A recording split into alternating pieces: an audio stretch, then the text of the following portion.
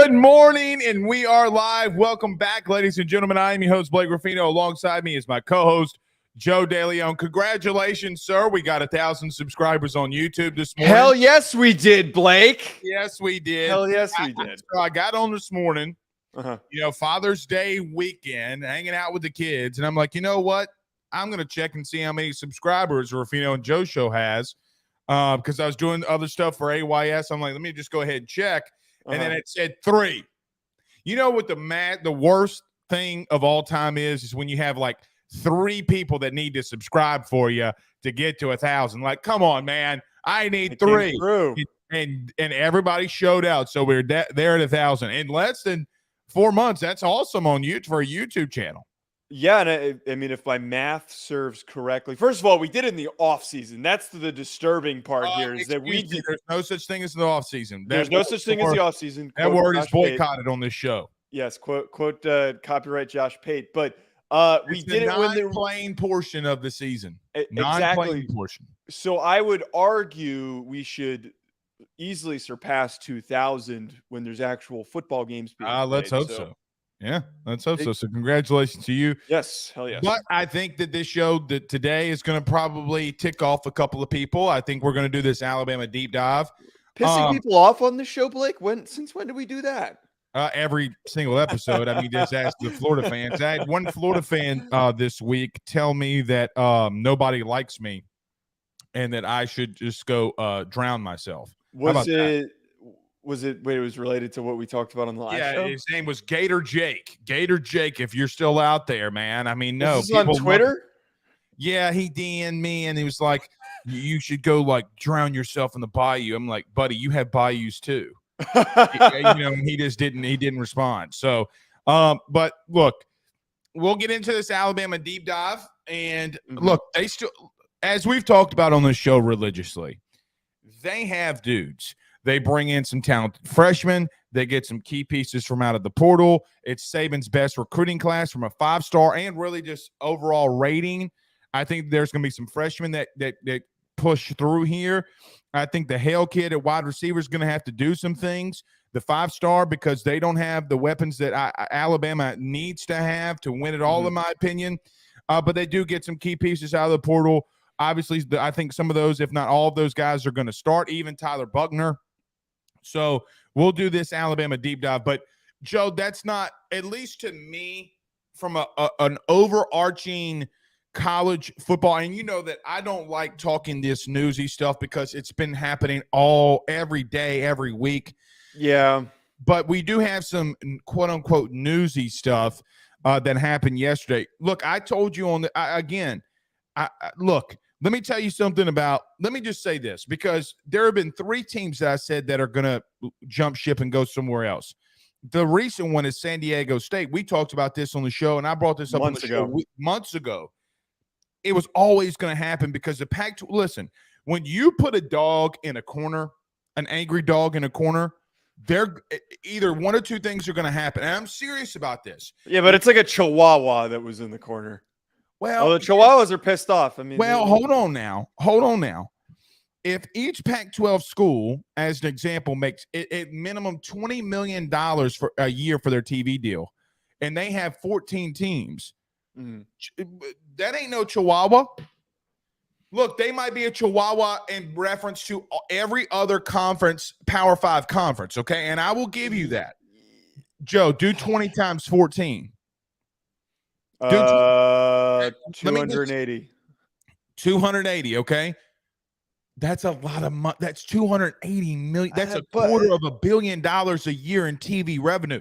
You can say that they're a Chihuahua, but okay, wait. But if there is that much draw for the Pac-12, then like, why are they having so much trouble? Because the Big Ten's giving them 50. That's why USC and UCLA live. So I mean, again, $280 million a year is a lot of money. Okay, like let's not sneeze at that. Okay, it is, but I don't think that they are. The Pac-12 used to be a pretty significant conference. I don't think it's the same the way that it has been. The fact that 2 teams were pulled away, and the fact that there are rumors that other teams are being pulled away, and we're going to get into this. I don't think that San Diego State solves those problems for you. Well, it's a big market. They do got to hold on to their teams. They got to hold on to Colorado. They got to hold on to other teams. Yep. I agree. That's the one thing I do agree. I don't think they're going to be able to, and why this move, I think it could ultimately backfire on San Diego State. But look, if you're going to double the money you make even in a 3-year span, it's a big deal, right? Like, I mean, yeah, it's always a big deal. So we'll talk on that. Probably to start off, just get it in and out of here before we do the deep dive. And then we're going to do the Big Ten West. I mean, here's the thing though, Blake, with the Big Ten West, and we kept it. Peel back the curtain a little bit. We kept putting this one off because it's not that exciting. I got to admit, most of this conference, this division stinks, but there's 2 teams that I think are exciting, and I think one team that's legit. I think there's one team that needs to be talked Wisconsin? about. No, Illinois. I want to get into Illinois, man. I was doing a little work on them, looking at what they've got coming into next year. They've got an SEC coach. They've got an SEC quarterback. They've got defensive linemen that would start on multiple SEC teams that they kept around despite their defensive coordinator leaving. You got to give Brett Bielema credit. He's got some dudes. And look, defensively, they had some corners last year that could really play. They did. And now all those defensive linemen are getting older. They've got a lot of young, talented dudes that are going to be high draft picks. Yeah, so we'll talk on them. I like them, but I think Wisconsin's a little sneaky, if I'm being real with you. I might take Wisconsin. Give me Wisconsin. I've cooled on them a little bit, but give them a year. Give them a year. I don't think they win. Don't underestimate the Fick Master. Is that what you're calling? Don't underestimate the Fick Master. The Fick Master? Is that I just came up with that at the spot. I was going to see if it's not going to stick. All right. No. So we do have a lot to get into, but none bigger. Joe, have you been seeing this College World Series Jello shot? You guys are kicking the shit out of everybody. Like disturbing. So here's the thing. Let me find this morning. Let's just find this. Y'all were at like 2,000 or something like that. Yeah. Let me bring this up very quickly, okay? Because it's not that I'm surprised that LSU leads here. Okay, so I'm bringing this up on the screen. It's not the fact that LSU has 2,993, which, by the way, LSU fans were already texting or sending us messages that, like it's past 3 because we just bought $200 worth. So, I mean, people are already doing it. Here's the thing for me. How in the world is Oral Roberts ahead of Florida and Tennessee? Wait, where is Oral Roberts? I don't know. I'll look this up right now. Where is Oral Roberts? It is Newport Beach, Oklahoma. California. Wait. What? No, they're in Tulsa. No. Never mind. Wrong. I was looking at the wrong Tulsa, thing. Oklahoma. So, I mean, listen, I guess people in Oklahoma want to drink, but more than Tennessee and Florida. I mean, you got a bad look at the Baptist school of TCU. Look at the Baptist school of TCU. I'm not surprised that Stanford's at 310 because I'm sure that none of the fans showed up. Tennessee, though, and Tennessee at 407 is really disappointing. Yeah, that is disturbingly low. It's very disappointing. Here's the funny thing. How about the Christian schools outweighing everybody, the SEC? Don't ever tell a Southern Baptist that he can't drink, baby. I mean, those Southern Baptists are out and about and ready to mingle, man. They're out and about and ready to mingle. TCU, though, too. The Texans show up also. And that's also another Christian school. How about this? TCU's an athletic department. Hey, man, but listen. They're killing it. They were good in basketball. They've been right. They are in the College World Series. I mean, you were a hater on the Horny Frogs, man. Okay. Let's not mistake. When they got into the big dance, they've gotten their cheeks clapped. But they've gotten there. That's like saying you got to respect them for getting there. You have to respect them for getting there. That's an accomplishment. What are you doing? Daddy's on a show right now. I'm trying to make money so you can play with those toys. Come here. Yeah, come here. No. Come here. You got to tell. I can't do it. I'm on TV right now, dude. Look, you tell Mr. Joe. Show Mr. Joe what you've been doing. Come here. You don't want to come on the show? Look, say I've been playing baseball. He's using the wrong ball. No, he's not. No, he's not. I mean, he is, but listen, this one's a lot easier around the house than the baseball. Oh, so that's for a safety concern. It's for a safety concern, and we have an 8-month-old. Okay, listen, when Daddy's done, we can play baseball. Okay. No, go. Oh my gosh! All right, so we probably do need to go to break. All right, go to break. We'll cover it back. I can get this dude out of here. So everybody, do us a favor by hitting the like and share to all of those social media groups. If you're listening to us on Fubo, watching us on Fubo, welcome aboard. I'm Blake. This is Joe. Wherever you listen to podcasts, rate, review, and subscribe as well. This bat is absolutely cutting my face. So nevertheless, let's get to a break, and we'll be right back. We got a lot to discuss. Let's talk San Diego State, Alabama deep dive next. BetOnline is the fastest and easiest way for you to wager on all of your favorite sports, contests, events with the first-to-market odds and lines. Find reviews for all the news for each league, including Major League Baseball, NFL, NBA, NHL, combat sports, college sports, esports, and even golf. BetOnline continues to be the top online resource for all of your sports information for live in-game betting, props, and futures. Head on over to BetOnline today and use your mobile device to join and make your first sports bet. Use our promo code BELIEVE50, that's BELIEVE50, BLEAV 50, to receive your 50% off welcome bonus on your first deposit. That's betonline.ag, betonline.ag. We're back! He is not excited that he doesn't get to play baseball right now. He does not. We can keep the show he'll forget at a fast pace. 5 minutes. But look, he's hitting absolute nukes right now. Like yesterday, doing T-ball. T-ball is just playing because of his age. He missed the cutoff, so he has to play next year. But my man's hitting absolute nukes. So as soon as he hit his first home run, he was just like, "What is football again?" So I can take this bat, hit this ball, and it goes that far. Dude, I don't know, man. I wait until he puts pads on. I'm gonna keep saying that. Wait till he puts pads on. I think he's gonna. Yeah, I do agree. I do agree. But look, I'm not gonna do what my parents did. I'm not gonna let him play like contact at 8, 7. Yeah, it's probably yeah, because they'll put him in the offensive line, and I'm not gonna do that yet. All right. So Joe, very quickly. San Diego State is leaving the Mountain West, or has informed the Mountain West that they are leaving. They're going to the Pac. I mean, there's no other explanation than that. Well, is there no possibility you think of maybe like a random Big 12 opportunity? Like, do you think that is off the table? I feel like that we kind of. I think that's off the table. Do I think that's off the table now that they've told the Mountain West that they're leaving? No. Okay. Like, can the Big 12 come in here and get them? Yes. They look. So for people like that's where I'm at is I don't mean to cut you off. That's where I'm at is that like if they didn't announce where they were going. So like that's why I think they're playing their option. They know where they're going. You don't tell the conference that you're leaving and paying them $17 million to leave if you don't know where you're going. Like, let's not get to Joe. They owe $17 million to leave. Okay. Yes. With all due respect, you got to know where you're going. You got to have some pretty damn good idea.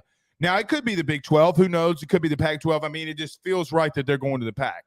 Listen, there's 3 things that I think about this. Number one, I think it's massive for the San Diego market. Look, when the Chargers left, I thought it was a big deal. They don't have a professional basketball team. Outside the Padres, San Diego State is probably the biggest, thing sports related going on there. We saw what happened when San Diego State got to the Final Four, how massive their fan base in the San Diego area started showing up once they started winning.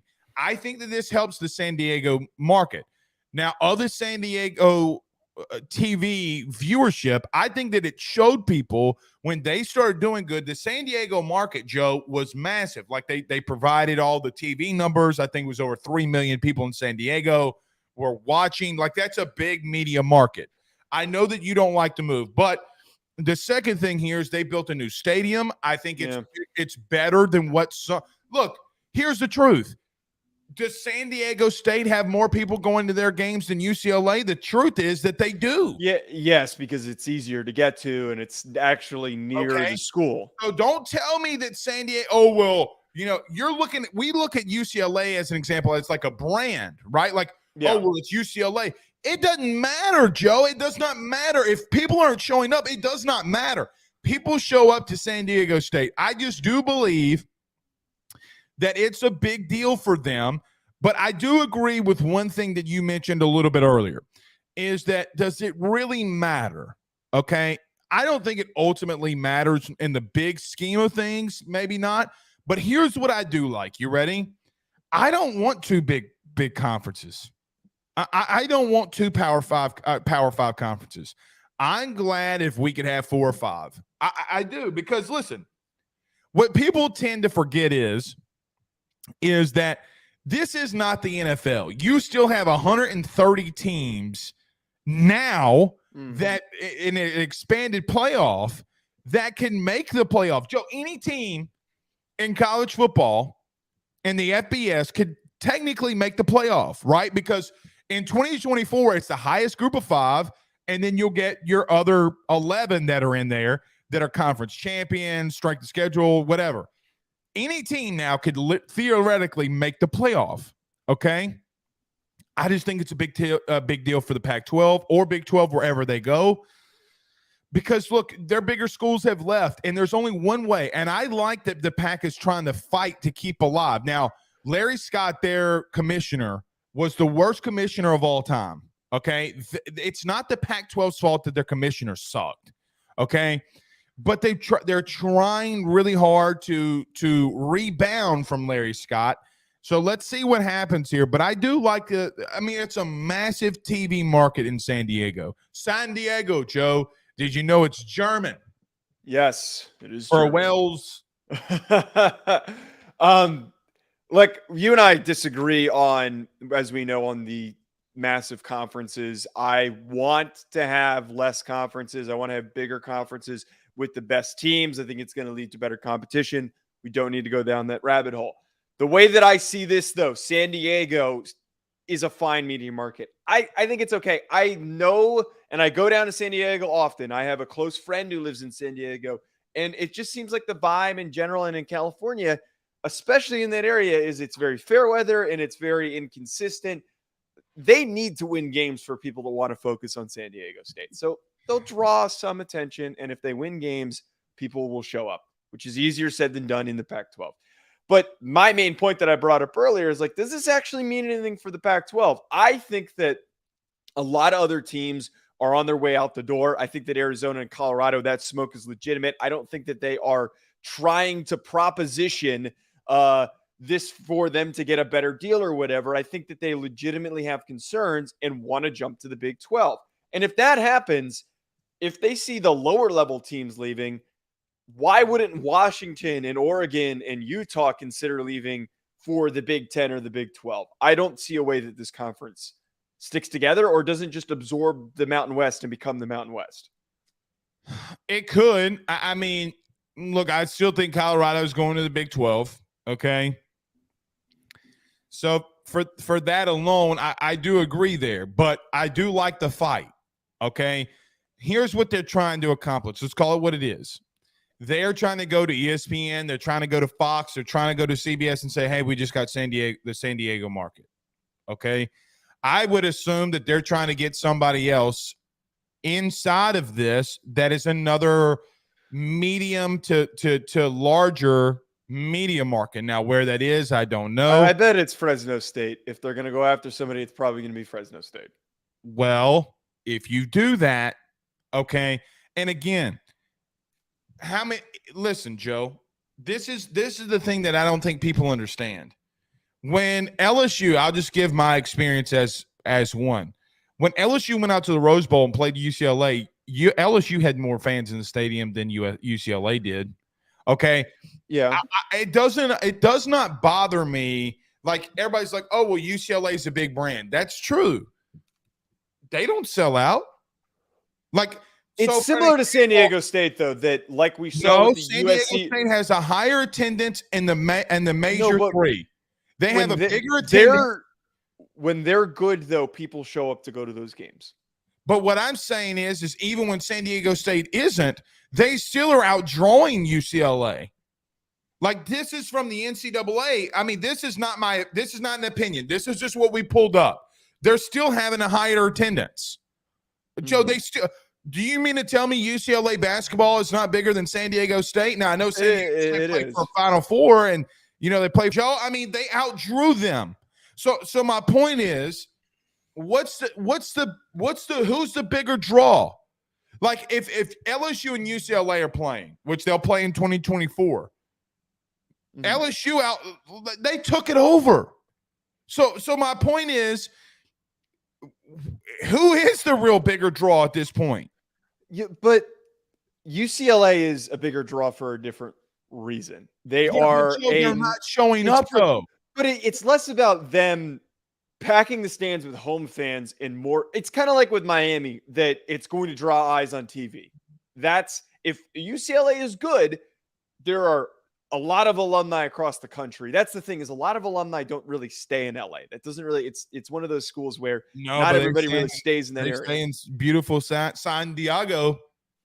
But yeah, no one leaves San Diego because it's a nice area and it's not as crowded as Los Angeles. No one wants to stay in Los Angeles. Los Angeles stinks. So it's a national brand where people are going to tune into games when they're competitive. That UCLA USC game, I don't know what the viewership numbers were, but I bet it was one of the most watched Pac-12 games of last year. It might have probably been, except for the championship game, the most watched game. It's very different. It's hard for them to draw a crowd because the Rose Bowl is just in such a terrible location in relation to where the school is. It takes like an hour and a half to get over there because of traffic and the distance that they have to travel. Joe, with all due respect, that's everybody. You think no. Hold on. No. BS. Let me ask you this. Does everybody live in Tuscaloosa? Does every Alabama fan live in Tuscaloosa? Stop. No. Answer the questions yes or no, please. Does everybody live in Tuscaloosa? Like, have you been to LA? Yes. Does everybody live in Tuscaloosa? No. Does everybody live in Baton Rouge? No. Does everybody live in Gainesville? No. Does everybody live in Athens? No. So my point is, if you really want to be there, you will be there. Blake, but 50 miles away from Tuscaloosa, all those areas that you just brought up, takes you an hour or so to get there. Hour and a half. No, it doesn't. No, it does not, Joe. I don't think look. That is way more drivable than 10 miles in Los Angeles. That's not drivable. I understand that, but if your fan base really wanted to be there, Joe, they will be there. Which they've shown up. They've shown up for the UCLA USC game. Let me tell you this. Okay. When LSU played Alabama, do you know it takes people 7.5 hours to get home because of traffic? Yeah, I mean, that's believable. It's more than believable. It's literally happening. When we left Garth Brooks' concert, let me tell you something. Joe, we left at 11-something a.m. Okay, 11 p.m. You know, we didn't get home till like 4 a.m. the next morning. My point is that if people want to be there and go and do something, they will do it. Their fan base is not dedicated. I don't disagree that they're not dedicated. It's not an SEC fan base, but like it's still not even if they were. You think you can keep Ohio State and Michigan out? If Ohio State was in the middle of LA, do you think that you would keep that rabid fan base out? Hell no, you wouldn't. No, wait. I think that is such a complicated thing to fully like, because if you look at fans will be there, Joe. If you look at where USC Stadium is, it's on their campus and it's more easily accessible. People go to those football games. The Rose Bowl is in such an awkward spot that is so freaking hard to get to. And I understand stadium traffic, but if it's on a normal day, 2 hours to get to that stadium, to go 10 miles, imagine how hard that is to get in and out of on a game day if it was actually packed. Julius, if you're a true fan, you'll go. I live in Georgia and go to all LSU home games. That's an 8-hour drive. Look, to get us back to the point, I think San Diego State is fine. I just don't think that necessarily saves them. I don't understand. I don't think that necessarily gets them a draw to get a television deal. Like, I don't think that does that for them. They're struggling to get a TV rights deal, and I think by the time that San Diego State actually joins, other teams might be out the door. And then what leverage do they have to be like, oh, look, we got San Diego State, but we're now losing Colorado, which is at an all-time high in attention. Like, I would rather have Colorado in the conference with Deion because that gets me national eyes. San Diego State does not get me national attention if they're good. It doesn't. It gets me the market, but it doesn't get me national attention like Deion does if they win 8 games.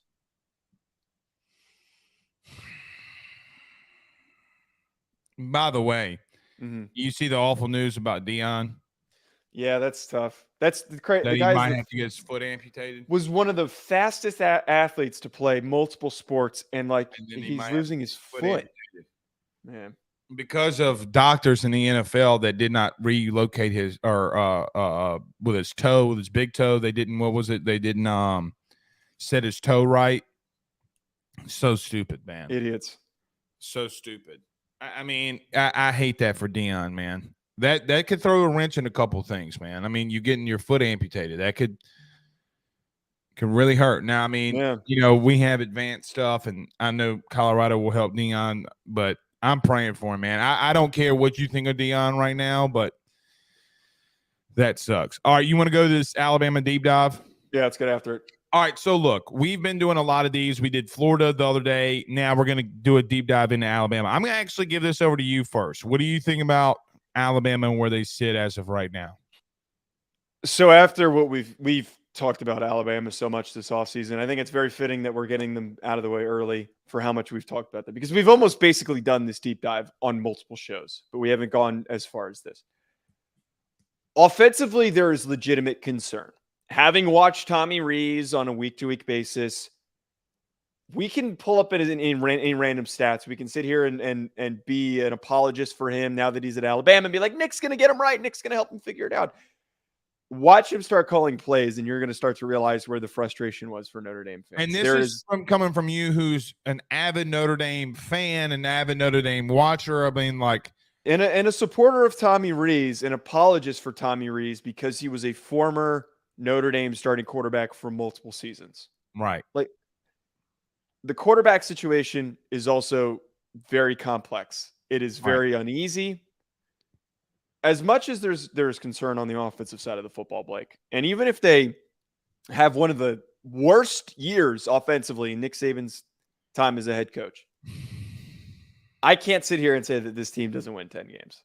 I can't. I look at what the talent that they bring to the defensive side of the football with Dallas Turner, with Kool-Aid McKinstry, with Chris Braswell, and then all of the young recruits that they brought in, some that might play, and also guys that we haven't even talked about from like I think Caleb Downs is going to play. Like, I think the 5-star safety, Caleb Downs, I think he's going to play right away, personally. I think he's going to be a dog, too, and I think he's going to be highly impactful. DBs under Saban can get on the field early and make an impact. They're really freaking good. The defensive side of the football is going to carry this team. And I also look at the schedule. Saban is too good of a head coach and has been around too long. And as much as we like to joke on here that he has lost it a little bit, we'd like to make that comment. We like to throw that out in jest. Their 3 hardest games are Texas, Tennessee, and LSU. They're not losing to Texas, and Tennessee and LSU are a toss-up on both sides. Probably going to lose to LSU. But I don't think that Tennessee is a foregone loss. They're not going to go less than 10-2, Blake. They're not. They're just not. All right. So here's the thing for me. Okay.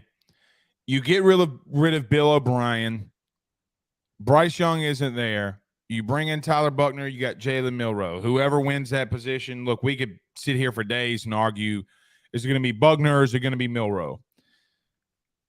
I agree that they're getting back to what you're ultimately trying to say is back to the old school Nick Saban way of playing really good defense and running the football.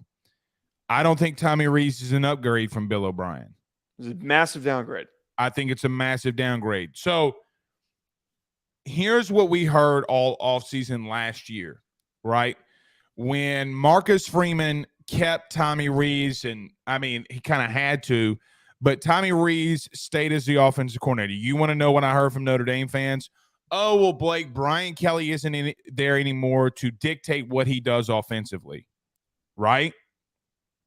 Well, nothing changed. It actually got worse. Yeah. His play calling got worse in critical situations, regardless of quarterback. Like him throwing the ball on 3rd and 7 against Syracuse, I think it was Syracuse as an example. And luckily, Drew Pine, pulled it when he wasn't supposed to, gets a first down, and everybody's like, oh, okay. He had some issues last year offensively. It's not those games that I worried about. Like I went back and watched because LSU got Andrew Sam, the safety from Marshall. I just went back and watched the Notre Dame Marshall game because that was his best overall game. And listen, Joe, I'm sitting there during halfway through the game, and I'm like, what is he doing? Like, what is he? I don't even know what Tommy Rees is trying to accomplish, right? Like, they're blitzing the safeties off the edge. They're stuffing the box. They're forcing you to throw the football. He doesn't adjust. Maybe because Tyler Buckner couldn't throw the ball at a high clip. But the problem with that is Buckner's now at Alabama and could potentially be the starter. Now, I think Nick will pull the string on him quicker than what they did a year ago. Mm-hmm. I agree with you. I think they got some question marks offensively because when I look at them now, can Proctor start, the talented freshman out of Iowa, even though they got Elijah Pritchett that's there? They have some interesting offensive line, maybe. I don't want to say issues, but you got Tyler Buckner, I think, was going to start at guard. J.C. Latham's probably going to start at right tackle. They got some more things offensively that we got to talk about. Just because Proctor's there does not mean they're going to be good. I think they got question marks along the offensive line. And, Joe, here's the biggest question. Even though I think that Justice Hayes, the true freshman running back, and look, everybody in Alabama is talking about. And when they talk about a true freshman, usually they don't miss when it's that high of a – especially a running back too. Like it takes a lot to crack the starting lineup as a running back at Alabama. And look, one thing you got to give Saban, he's had a crap load of really good running backs on his teams before. Even though Alvin Kamara transferred, I mean, he's got Trent Richardson, Mark Ingram, Derrick Henry, Jamar Gibbs, who went in the first round in this past draft. The problem with me is even though they don't have or know who their starting quarterback is, I still don't think or believe that they have the weapons on the outside offensively to execute. Now, they go out and get the 5-star wide receiver in recruiting in Jalen Hale. He's going to have to perform. Okay. I think that some of these freshmen are going to have to step up and play. Like I think Keon Keeley is going to have to probably try to take the role of Will Anderson. But just because he's taking the role as a true freshman does not mean he's going to come in here and dominate. Justice Hayes, we talked about. Desmond Ricks is another one. James Smith, the defensive lineman. Saban doesn't really play a lot of true freshman defensive linemen. But I think Jalen Hale, when I look at it from the offensive side of things, because, look, Alabama still has running backs. They still have Jace McClellan. You got Rodale Williams. You have Jam Miller that some people have talked about. You have a deeper running back room where on the outside, I don't know who you have really that can stand up. That's what their issues were a lot last year when Bryce Young was trying to do things. Name his top receiver. Name his top receiver. It was Jahmyr Gibbs was his top receiver. That was his top receiver as they're coming out of the backfield. Mm-hmm. I agree that they're going to have to double down defensively and be better defensively to win 10 games. They're going to have to play staunch defense. They're going to have to run the football. And look, they might be able to do it. I think Saban is in his element when they are running the football and playing good defense, play action, getting the ball down the field. All of that's fine and dandy. I agree with you that they have a crap load of talent, a crap load of pieces. Very likely that they're going to win 10 games. That's not their standard. Their standard is getting to the SEC championship game. Their standard is winning the SEC West. Their standard is winning the SEC. I don't think they have the dude at quarterback to do it. Now, there's one outlier here that I will digress from. if Jalen Milroe can just be somewhat accurate, like medium to above average, him running the football, they're going to be dangerous. Because when you have a guy that can run the football like he can, I said this last year with Jaden Daniels, okay? Because when you have a running game like that and can play the defense that they can and control the game, man, Jalen Milroe scares me more than anybody on that roster. Let me tell you why. Because he might be the best athlete on the field at any given moment. Joe, he's going to run a 4.340.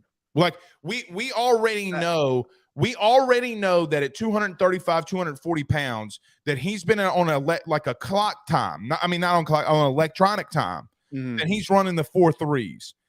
You get that kid out in space. If he can just be medium to average, I think they could do some really good things. That's me. But here's my only problem with Milroe, though, is like we saw enough of Milroe, and like I get the same argument can be made for Tyler Buckner. We saw enough of Milroe where like they almost lost the Texas A&M game because of him. Like, yeah, but Joe, that's different. That's different, though.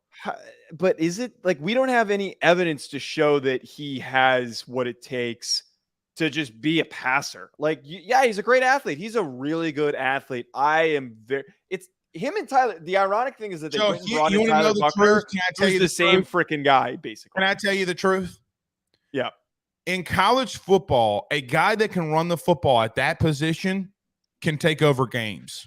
But if you can't throw the ball, but here's the thing though, with Tyler Buckner, not a 4.3 athlete, is a really good runner, and he was impactful as a sub-package runner when Jack Cohn was there.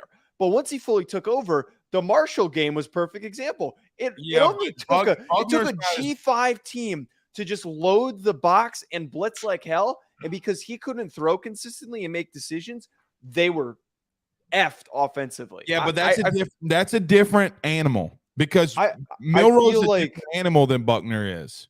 I think Buckner's a slightly better passer than Milroe. Milroe's the better athlete, Buckner's the better thrower, but collectively they both suck. But Milroe's a better decision maker. Is he though? By a long shot.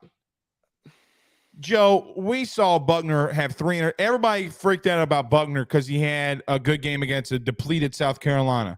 My dude threw 3 interceptions and was throwing balls in a triple coverage. The decision making sucked, but I think it's actually a pretty good example that how impactful he is as a runner. Like he won that. Joe, are you going to really sit up here and say Buckner's not as a better athlete than Milroe? Because you're wrong there. No, I'm not saying that. Okay. But like if you can beat South Carolina throwing 3 interceptions and running the ball the way that he did at Notre Dame, I mean, imagine what maybe Tommy can kind of figure out with him as the starting quarterback. He can't do that in the SEC West. I know he can't throw for 3 interceptions, but maybe if you figure out an offensive game plan that serves to his skill set. Here's the thing.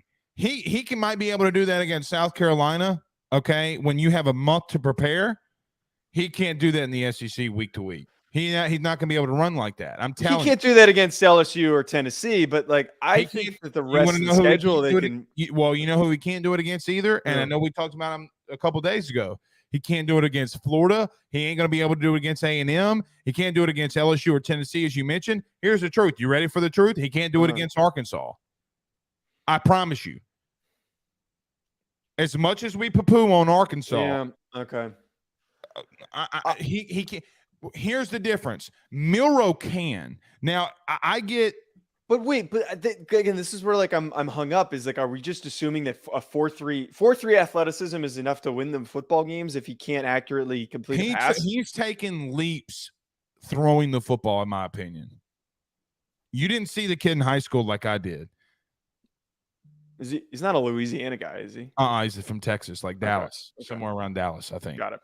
Got it. Regardless. Here's the ultimate thing, though. Regardless on whoever's right on the argument that we just had or the discussion that me and you just had on those 2 quarterbacks, it doesn't matter. They're not dynamic enough, in my opinion, to win the West. They're not dynamic enough to win the SEC because you know who neither one. Let me just say something. If you thought Bo Nix got his ass clapped against Georgia week 1 last year against Oregon. What do you think is going to happen to Tyler Buchner against Georgia? God willing, let's say they both get to the SEC championship game. Okay. What do you think Georgia's going to do to them? It's a great point. Well, they unless I'm misremembering, they don't play Georgia on their schedule. That's what I'm saying. That's why the only time they would play would be in the SEC championship game. And if you think that Alabama is dynamic enough offensively at that position to really scare anybody, Joe, like I've told you, Alabama does not scare me at all. Like, at all.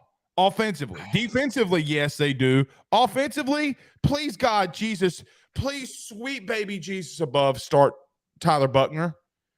That's what everybody in the SEC is saying. Please, sweet Jesus. But here's my whole thing, and it goes back to what I was talking about earlier. This might be a team that is one of the worst offensive teams in Saban's tenure. But there have been multiple years where Alabama has had bad quarterback play, and they've won a national championship. No, that's wait. Jake Coker and Blake Sims were not that 3,500 yards and 25 plus touchdowns. But my point is they found. Wait. He was not a good quarterback, but they found ways to succeed. Don't you dare come on this show and say a guy throwing for 3,500 yards and 25 plus touchdowns. That's not my point. Quarterback play. That's not my point. My They're point going to have. They will have to have. I know what Josh Pate says. I know what Cole says. They're going to have better overall quarterback play than just average. You know why? Because their offensive line is not good enough. They're not good enough. It's going to be better than it was last year. A lot of the guys that they you lost. Want to bet? Do you want to bet? Offensive line was not good last year. It was not. And you think that they're better? They have a lot of young guys coming in, and on top of it, they had young guys on that line. Had 4 dudes that got drafted, and you want to tell me with sophomores and freshmen that they're better? Have you ever seen Proctor go up against an SEC left tackle? I haven't, but I know that last year's group with upperclassmen, they were good. He's a half a Popeye's biscuit away to being moved into guard. The dude's lower half is not fast enough for him to play right tackle, and you know that. That's why you want to put him. Latham is going to be playing left tackle, and he should be playing left tackle. But my point is, they are going to have in today's day and age. Everybody talked about Georgia, and Georgia can do it. You're not Georgia. Snowflakes. You're not Georgia. The point I was trying to make with the quarterback comment is that as a quarterback, Coker and Sims were not physically the best quarterbacks that they've had. They're average to below average quality quarterbacks, but they got them to play. They got them to play at an average to slightly above average level because everything else worked around them. They ran the ball effectively, and they got back to that. They're not going to run the Bill O'Brien scheme. They're not. They're going to run the hell out of the football like Tommy Rees did. This is my whole point. As much as I want to sit here and shit on Tommy Rees and how much I don't like him and how much I think Tyler Buchner sucks, I still think, and as we talked about when they hired Tommy Rees might get this run game going and he might get it cooking. He did it with Audric Estime. They were already running the ball for 190 yards per game. Joe, they ran the ball for 190 yards per game, and they had the number 1 overall pick, and everybody wants to say offensively they sucked. Blake, let me ask you this. If I came to you and said a team scores 40 points a game, they have the number 1 overall pick, they throw for 350 yards a game, they run the ball for 190 yards per game, hold on, please, Jesus, let me get a thought out. And you want to sit here and tell me that when all of that's been depleted, that they'll be okay. They're not okay. They are not okay. When you replace the number 1 overall pick, it affects things. They're not going to be able to run the football at a high enough clip for them to take over offensively.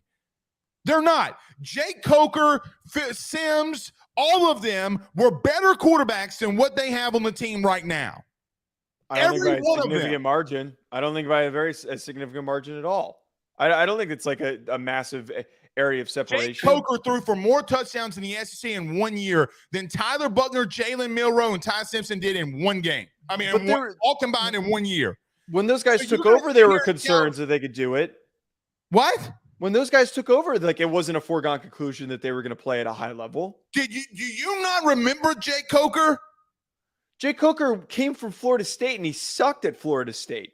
Joe, he played 2, 3, 4, 5 games.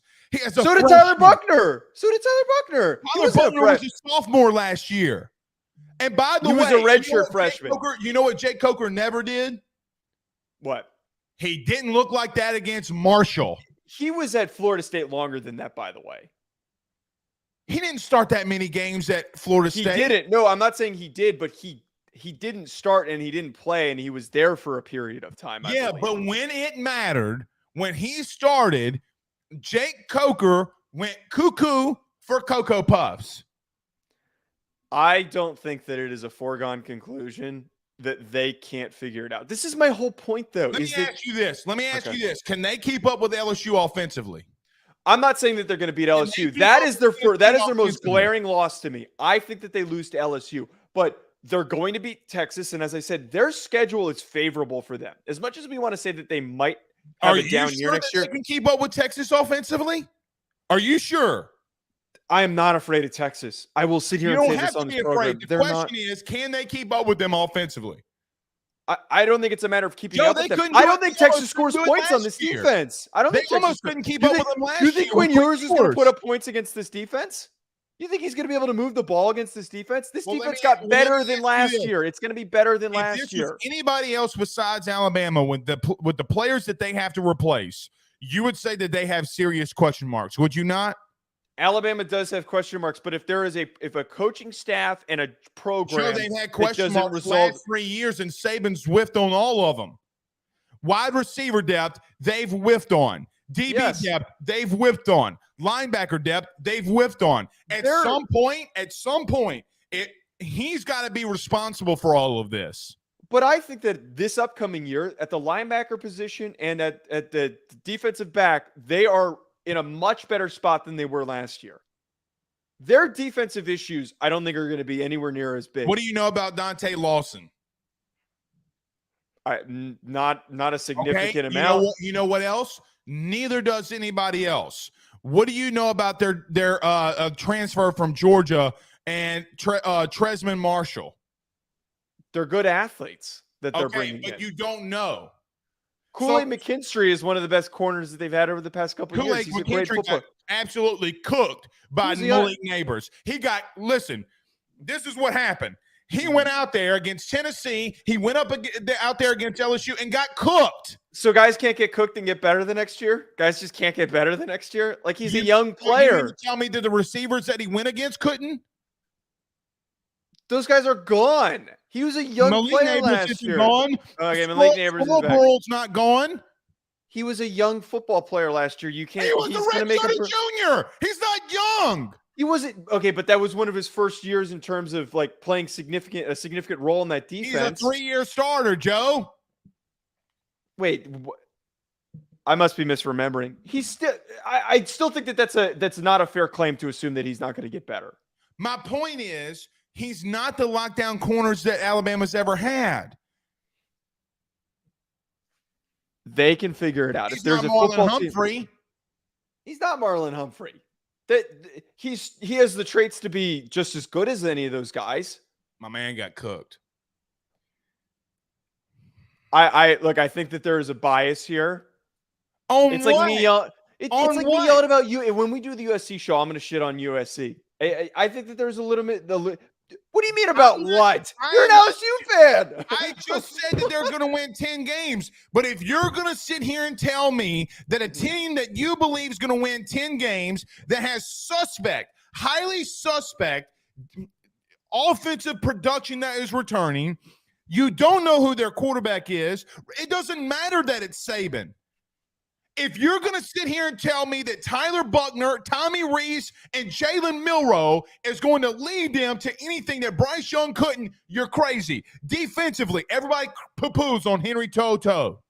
Henry To'oTo'o got destroyed because their interior defensive linemen got pushed around. Joe, we did an all-22 film copy on AYS. You know who had the worst run defense on their D-line last year? Do you want to know who it was? Who? Will Anderson. My man got absolutely clapped for 13 straight weeks when it mattered most. And when a lot of those guys are gone Will Anderson did not show up. And you want to sit here and tell me that Kevin Steele is better than your boy now at Ole Miss and Pete Golding. But they have a new wave of guys coming in. Alabama has always consistently recruited in the top 5. Okay, so now your argument is that the freshmen that are coming in is going to do something. No. I'm not talking about the freshmen. I'm talking about the previous classes of the guys that are waiting in the wings. You can have a down year and recover with young guys when they develop. It's not like they're coming in with a bunch of 3 stars. This isn't like Michigan or Notre Dame that doesn't have a bunch of 5 stars that are waiting in the wings to take over. You can have starters from the previous year that don't live up to the expectations and then reload with guys that were developing and getting better and adding weight and grinding out in the weight room and then getting to that point of level of success.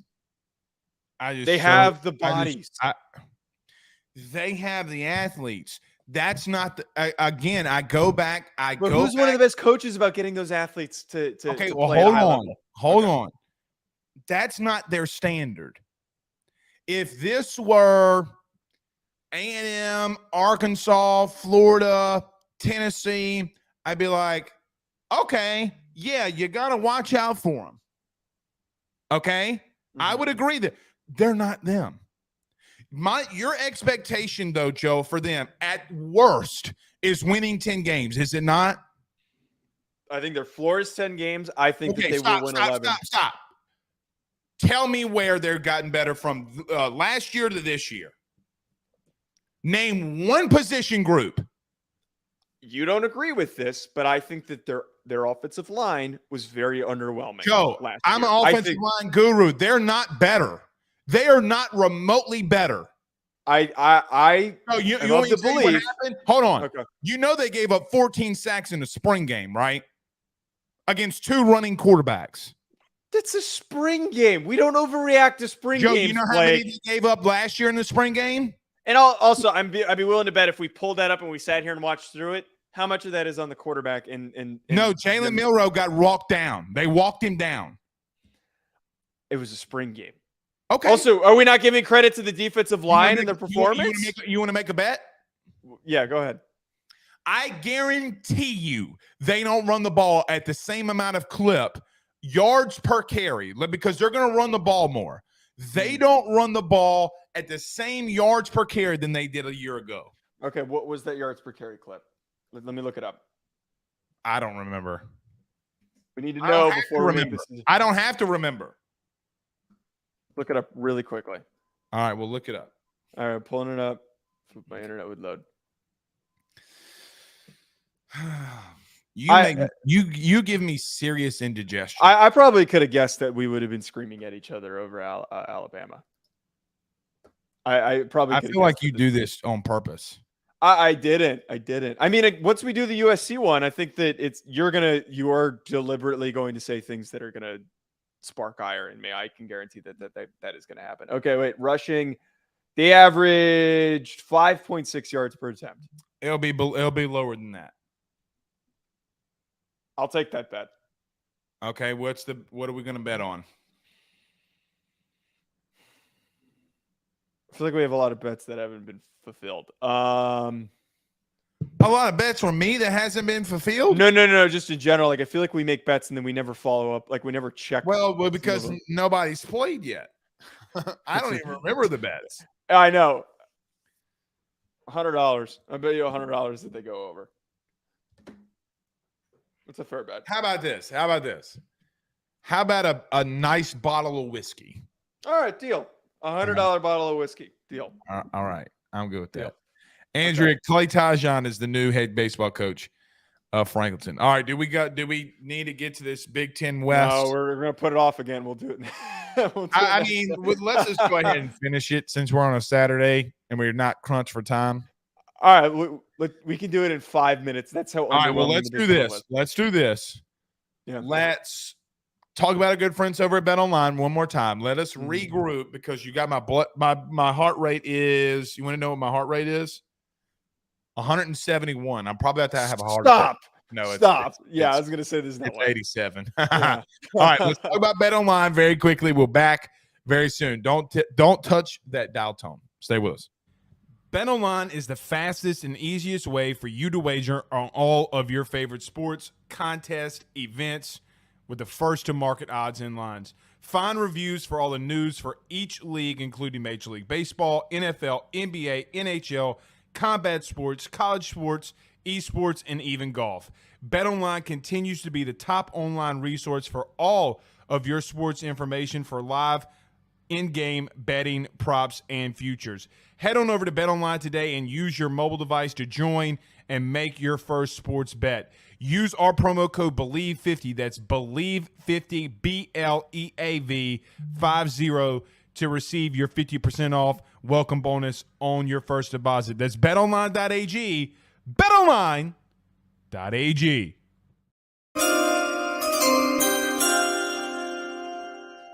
Let's talk about the Big Ten West. I agree. I really like Illinois, but can I tell you something? Uh-huh. I think Brett Bielema chokes too much.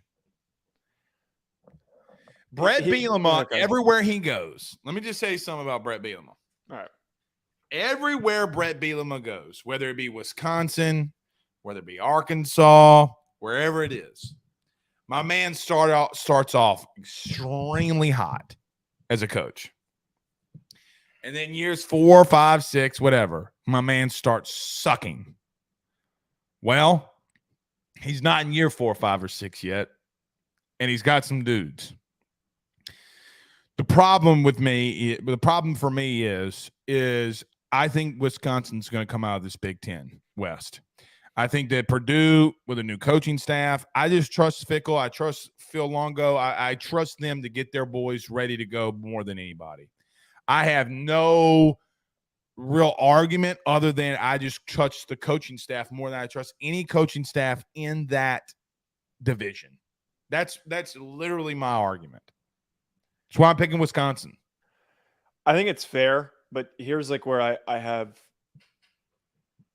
a little bit of pause because, again, as I said earlier, it's going to come down to these two teams. I don't think there's going to be much other competition.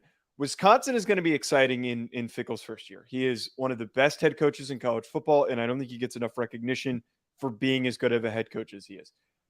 To bring in Tanner Mordecai at quarterback is a huge upgrade. To bring back Braylon Allen is significant. Their offensive line is a little depleted. They did lose some dudes. There's a little bit of a concern there. I'm never worried about Wisconsin on the offensive line. Yeah, there's always some dude that they pulled off of a farm that's going to step right in that was like an all-state wrestler that's just going to be eating dudes. I just don't know if they've got the same level of talent that Illinois has. Because it's not like Illinois has a good roster. They've got NFL dudes on this defensive line and in their secondary. And they're bringing back most of their offensive line. Jerjon Newton and also Keith Randolph are two of the best defensive linemen in the country. They were bodying guys, and their whole front, not just those two guys, are elite level players. Will get drafted, all of them. Monsters. I also think something that's not brought up enough, I think we kind of pushed away Luke Altmaier. I think that we assumed that Luke Altmaier was done the second the Jackson Dart won that competition. I think a change of scenery and a complete change of conference is good for him. And as we've seen a lot of times, Blake, guys that leave the SEC from good, potent programs tend to find success elsewhere because they've got the talent. They just didn't get the opportunity to succeed. If Altmaier can figure this out, like that to me is like the big thing. Well, if Altmaier figures it out, he can put it together. Well, we look at quarterbacks and we're like, oh, they have a bad year one, and we write them off. Yes.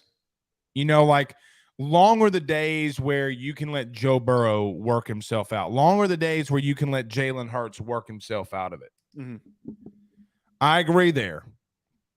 I don't know what else you want from me other than me just telling you that there's not a coaching staff in the Big Ten West better than what the one is at Wisconsin. And I think that coaching really matters. Coaching is definitely important. Well, but here's the one thing, though, and I know that Ryan Walters is gone, who was the defensive coordinator at Illinois. I mean, is this But he's not at an elite Purdue. But he's coaching at staff? Purdue now. Yeah, he is at Purdue now, but like, this is a really good coaching staff too for Illinois. Like they've pulled together a lot of guys from different places.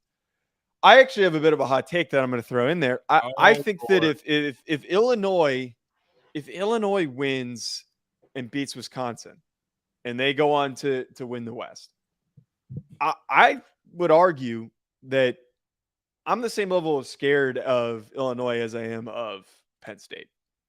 I think Illinois defensively has better dudes on the defensive line than Penn State has on their defense. And I know you talked really highly of Penn State. I know, dude. Illinois got some You're just doing that just to piss me off. I'm not. I think that they are closer to one another than some people are willing to admit. I will admit that. Well, here's the thing. Illinois has Toledo, but then they go across the country on a Friday night. They go to Kansas. They're not losing to Kansas. They're not losing to Kansas. Come on. They're not losing to Kansas. I'm a big weirdo and I like goofy teams like that. They're not losing to Kansas. Okay. Who on their offensive line is blocking those dudes? They don't have anyone. Their best guy, I think, went to the NFL or left. I forget. Don't ever underestimate Lance Leipold. Yeah, when he goes to another school, I'll start taking him seriously. You can't win. You can't have a winning team, dude. In Kansas. Here's the thing. That team didn't have 6 wins the last 6 years combined. They got the 6 wins this year. Yeah, I mean, he got them right, but like that's their ceiling. They're not beating Illinois. I'll give you Kansas. All right, but here's the thing. They got Penn State at home week 3. That's where I'm getting at. Penn State's going to win that game. But I don't know if that's just like a guaranteed lock. Like, then they got Florida Atlantic, Purdue, Nebraska, Maryland, Wisconsin, Minnesota, Indiana, Iowa, Northwestern. See, so here's my thing. Let me throw this out to you. Okay. Here's a deeper thing. You know how everybody makes fun of the SEC West or the SC East or the SC as a whole in reference to their schedule? Mm-hmm. Name a tough team Illinois has, not named Penn State. That's my whole point. But if Georgia did that, everybody losing their damn minds. I mean, but they're still in a division. I mean, the SEC East is not better than the SEC West. No. So it's flip-flopped in the Big Ten, where the West is not as good as the East, right? Yes. Joe, outside Purdue, outside of Penn State, there's not a team that really and truthfully Illinois really should lose to. I mean, and that's what I'm getting at. They should win 10 or 11 games. Maybe Wisconsin, and I'll concede that one. But that schedule is outright soft toilet tissue paper.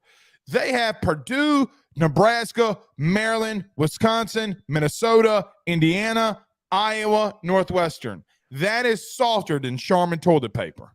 And if you pick off one of those top 2 teams, which is Wisconsin and Penn State, that you have to play, pick off one of them. Yeah, you finish with an 11 win season. No, and then you're probably gonna lose in the and they got Nebraska at home on a Friday that feels goofy, like a goofy, and I don't trust Matt Rule. Look, all I'm gonna say, and just to reiterate this point, Illinois does not get enough love for how good of a football team they are. I saw something. I was reading an article, had them ranked as the 47th best team in the country. This is a top 20 football team. And they're going to finish. You don't have any really good role in Nebraska?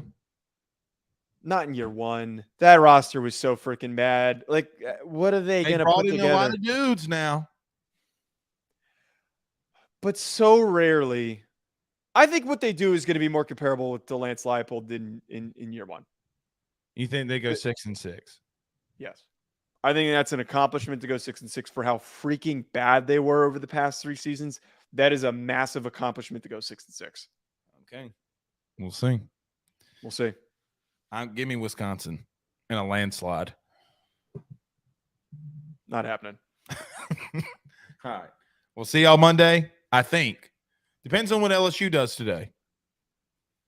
So if they win, how does that impact things? If they win, they play Monday. If they lose, they play Monday. Oh, so they're playing Monday. Yeah, they're playing Monday. We'll figure out where we're going. I'll figure it out. See y'all soon. Peace.